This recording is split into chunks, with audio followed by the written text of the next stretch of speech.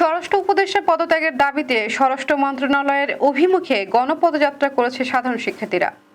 সোমবার বিকেল ৩টায় কেন্দ্রীয় শহীদ মিনার থেকে মিছিল নিয়ে রাজু ভাস্কর্য হয়ে শিক্ষা ভবন এলাকায় পৌঁছালে পুলিশি বাধার সম্মুখীন হয় তারা।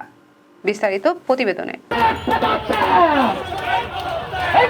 সারা দেশে সহিংসতা এবং গণধর্ষণের প্রতিবাদ স্বরূপ স্বরাষ্ট্র মন্ত্রণালয়ের অভিমুখে পদযাত্রা করে সাধারণ শিক্ষার্থীরা।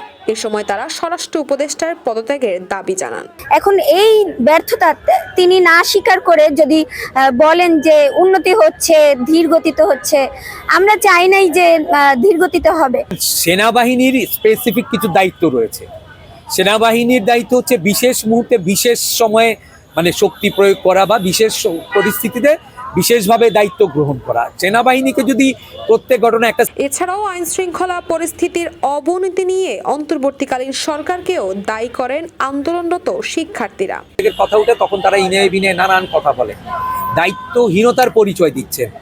আপনি এই আইন অনুযায়ী আসলে আমরা বিচারটা পাচ্ছি না এবং এতগুলো ধর্ষণের ঘটনায় কোনো প্রমাণ রয়েছে যে ধর্ষণের ঘটনা ঘটেছে, তিনি সেটাকে শুধুমাত্র শ্লীলতাহানির নাম দিয়ে দিয়েছে। বেলা ৩টার দিকে শিক্ষা ভবনের সামনে আইন শৃঙ্খলা রক্ষাকারী বাহিনী মিছিলকারীদের আটকে দিলে পদযাত্রায় অংশ নেওয়া শিক্ষার্থী তরুণদের সঙ্গে পুলিশের ধাক্কাধাক্কি হয়।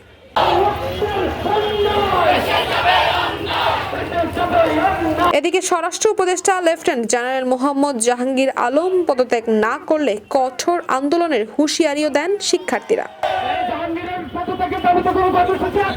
Tasfia Tabassum, desk report, CVN TV, USA।